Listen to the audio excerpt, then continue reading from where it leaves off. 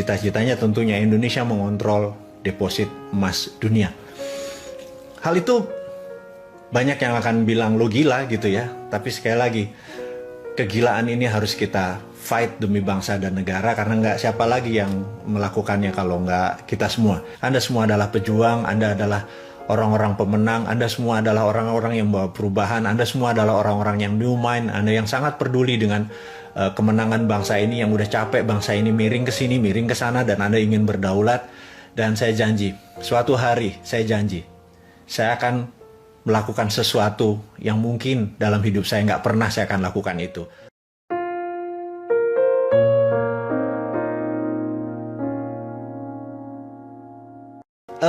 Sahabat semua, acara hari ini adalah sesungguhnya adalah ulang tahun Dinaran pertama. Jadi saya sengaja ingin membuang waktu sekitar 20 menit. Jadi kembali ke 1 tahun yang lalu, 20 Mei 2020, jam 20 lewat 20 menit, 20 detik, kami meluncurkan produk yang namanya Dinaran. Jadi Dinaran adalah sebuah produk di mana kita ingin memberi contoh kepada negara bahwa personal juga bisa punya SWF, jadi namanya Personal Sovereign Wealth Fund. Kalau negara punya Sovereign Wealth Fund, Personal Sovereign Wealth Fund adalah Dinaran. Jadi ada buku yang menarik judulnya The New Great Depression. The New Great Depression. Buku ini yang nulis adalah James Richard. Buku ini baru. Buku ini adalah menceritakan a winner and a loser post pandemic. Jadi gini, dia menganalisa siapa pemenang dan siapa yang kalah post pandemic. Setelah pandemic COVID ini berlalu, ini akan terjadi new depression. Nah, James Richard ini menceritakan hal yang sangat-sangat baru dan sangat-sangat menarik. Ada ke depan setelah post pandemic ini, ada 3 hal yang akan berkompetisi dengan kencang. Satu yang namanya cash atau tunai atau disebut fiat money ya. Sahabat semua, cash atau tunai itu disebut fiat money.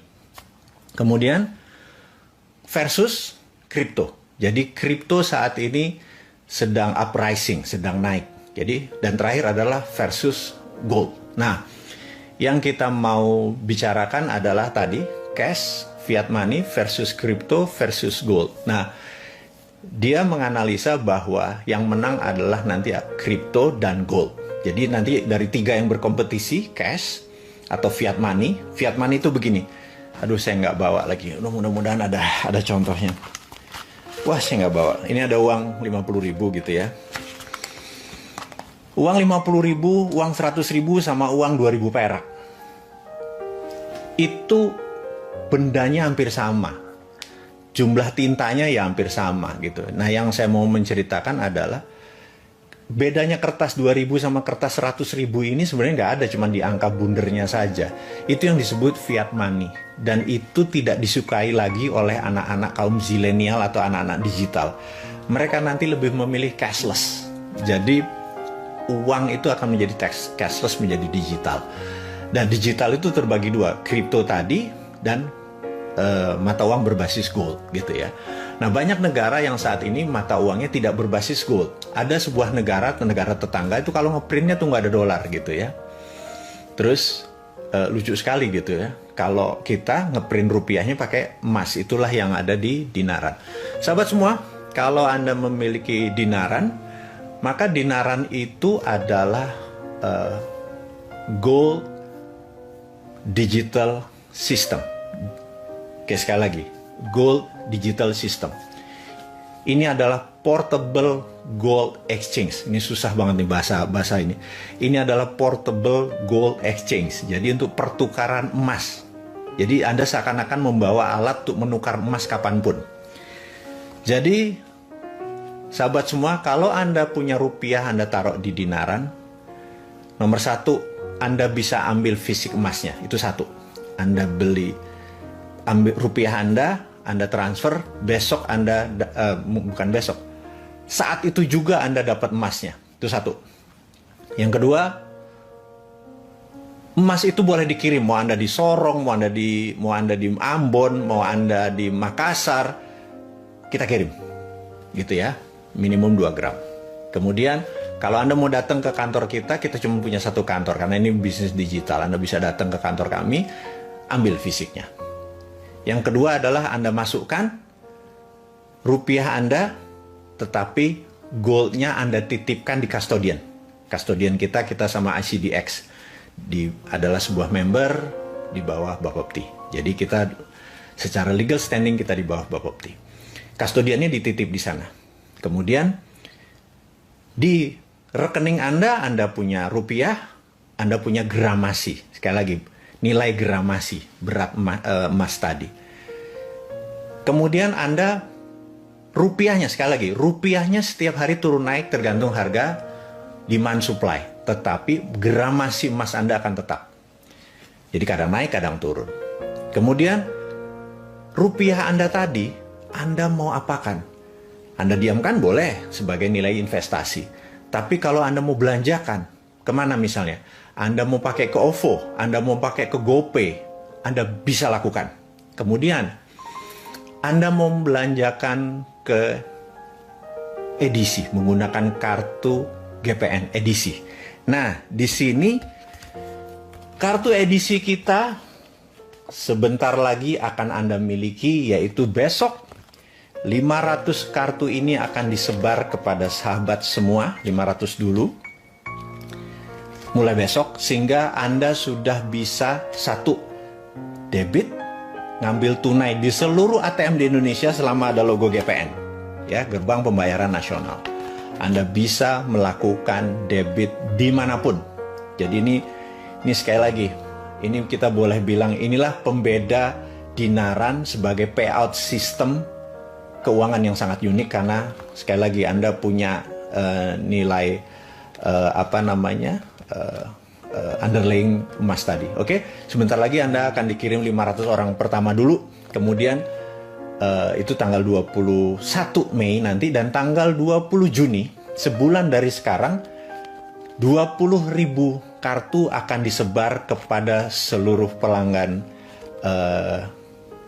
dinaran ID Cash kita ini. Kemudian Indonesia Cash ini ya, Cash. Kemudian bulan berikutnya Juli 20, 220.000 seluruh member dinaran akan memiliki kartu edisi. Jadi Anda punya edisi card, Anda bisa ngambil GPN dimanapun, kartu dimanapun, di debit dimanapun. Anda bisa transaksi di seluruh mau Indomaret, terserah. Tadi 1 kartu debit, yang kedua adalah ada edisi kartu. Dan ini menjadikan dinaran mempunyai payout system yang menarik. Anda bisa menggunakan e-money, bisa menggunakan GoPay, bisa transfer ke Shopee Pay, Anda bisa menggunakan edisi, Anda mengambil tunai, dan lain sebagainya. Dan ini adalah bentuk terobosan pertama yang kami dedikasikan untuk sahabat semua di Indonesia. Dan ada yang menarik, kita juga bisa mentransfer emasnya. Maksudnya emasnya begini. Sekali lagi, emas bukan alat bayar. Alat bayar adalah rupiah. Emas adalah alat tukar. Jadi misalnya ada ember, mau ditukar sama 0,01 gram emas, ya udah, tak pindah ya emasnya. Langsung pindah, itu namanya beri emas. Jadi emasnya bisa ambil fisik, atau Anda beri, atau transfer kali ya, beri kepada, karena statusnya ini bukan alat bayar, maka dalam bahasa komunikasinya adalah beri emas. Jadi emas ini bisa pindah. Nah, ini adalah cita-cita dinaran aslinya, di mana harga emas itu stabil di seluruh dunia. Ini cita-cita ya, cita-cita, sekali lagi ngimpinya. Anda suatu hari datang ke Paris, Anda datang ke store Louis Vuitton gitu ya, Anda lihat tas yang bagus, harganya katakanlah 3.000 euro gitu ya. Ini angkat dari langit, ini hanya sekedar for the sake of discussion gitu ya. Terus kita lihat, oh gramasinya sekitar 35 gram. Anda punya akun dinaran, punya, transfer aja 35 gram, tas itu kita ambil gitu ya. Bisa dibayangkan kenapa kita tidak perlu transfer lagi ke mata uang franc-nya atau mata uang euronya, kita langsung gram ke gram. Apa yang terjadi kalau di dunia ini kembali ke zaman gramasi emas? Sekali lagi, tidak mudah itu main cita-cita mulia, itu tunggu di Indonesia dulu, sukses dulu. Sekarang baru 220.000, masih jauh sekali untuk mencapai, masih baru 1%. Kita belum menguasai, nggak nyampe kali 0,1% kali ya. Belum mencapai 5% atau 10% dari populasi. Ini masih perjuangan berat, di mana menurut kami transaksi dengan emas ini atau beri emas ini akan menjadi new way, cara baru di dalam bertransaksi kayak tadi. Dan sehingga seorang saat ini, sahabat semua akan banyak meletakkan portfolionya tadi di, Anda udah naruh di GoPay, Anda udah pernah taruh di ATM Anda, sekarang Anda taruh di dinaran. Ini adalah cara baru, revolusi baru. Dan teman-teman, beberapa sahabat bertanya, meraknya Bosman ini belum jadi ya? Saya akan bilang yes. Meraknya adalah salah satunya adalah dinaran. Jadi kalau dinaran yang baru 220.000 ini bisa diterima dengan 3 juta sahabat kita di seluruh Indonesia dan mulai mentransaksikan ini menggunakan memberi emas tadi, saya yakin Indonesia akan menjadi negara berdaulat baru karena rupiah kita menjadi kuat karena berbasis dengan emas. Dan sahabat semua, itu adalah informasi yang hari ini kita mau bagi kepada sahabat semua di ulang tahun dinaran yang pertama. Jadi bagi sahabat yang belum membuka akun dinaran, demi nama NKRI, demi perjuangan, dan saya mohon sekali Anda berjuang bersama-sama saya, menguatkan rupiah Anda, menguatkan rupiah Indonesia, dengan cara bergabung di dinaran. Sebenarnya dinaran ini adalah produk nasionalis patriotisme Anda, bahwa dengan membuat rupiah Anda berbasis emas, Anda sudah berjuang bersama-sama untuk membangkitkan ekonomi, kebangsaan, dan negara kita. Jadi sahabat semua, tanpa berpanjang lebar lagi, kita sudah selama 30 menit bersama-sama mendengarkan apa itu dinaran, sejarah dinaran, cita-citanya dinaran gitu ya. Sebenarnya ada lagi, kalau boleh ngawur nih ya, boleh ngawur ya. Namanya juga kita bercita-cita kan nggak ada ujungnya. Jadi ceritanya begini. Saat ini kalau dinaran memiliki katakanlah menarget gitu ya. Saat ini kan Indonesia punya print money adalah 6.000 triliun rupiah gitu ya. 6.000 triliun rupiah. Kalau kita dapat 10%-nya aja, 600 triliun, dan itu masuk ke rekening dinaran, maka underlay-nya dinaran adalah kita akan beli Freeport, kita akan beli Antam gitu ya. Jadi seluruh tambang emas di Indonesia akan menjadi underlay-nya dari dinaran. Dan membuat siapapun orang Indonesia menjadi currency-nya, 10%-nya ada underlay-nya emas gitu ya.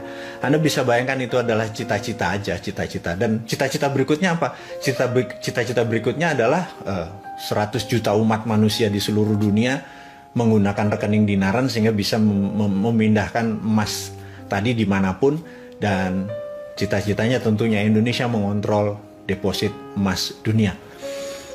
Hal itu banyak yang akan bilang lo gila gitu ya. Tapi sekali lagi, kegilaan ini harus kita fight demi bangsa dan negara, karena nggak siapa lagi yang melakukannya kalau nggak kita semua. Sahabat semua, apakah Anda siap menerima gosip yang lain? Tapi kalau Anda sudah capek, saya pikir hari ini kita bertemu hingga sesi ini. Saya ucapkan sekali lagi terima kasih atas waktunya. Terima kasih atas kebersamaannya. Terima kasih Anda sudah menyaksikan acara dari siang, dari tadi ya, dari jam 1 ya kalau nggak salah kita live, dan terakhir di puncaknya diakhiri dengan suaranya Bosman ini. Ya jangan lihat tampangnya Bosman, lihat suaranya aja. Dan sekali lagi selamat ulang tahun dinaran yang pertama. Teman-teman tim Jogja saya ucapkan terima kasih. Tim Bali, Anda IT-nya luar biasa, saya ucapkan terima kasih. Dan tim Jakarta, Saya ucapkan perjuangan Anda sangat luar biasa. Anda bekerja siang malam, Anda masih muda semuanya. Dan saya juga kagum karena ternyata di Naran itu transaksinya 60% adalah dari jam 6 sore sampai jam 3 pagi. Dan Anda bekerja luar biasa. Saya acungi jempol buat Anda. Tanpa Anda, para pejuang-pejuang di belakang di Naran, tidak mungkin di Naran segini jauh bisa melayani 220.000 customer. Dan saya harap ke depan di tahun 2021 kita bisa mencapai target kita, ada 1,5 juta sahabat kita yang bergabung di Dinaran.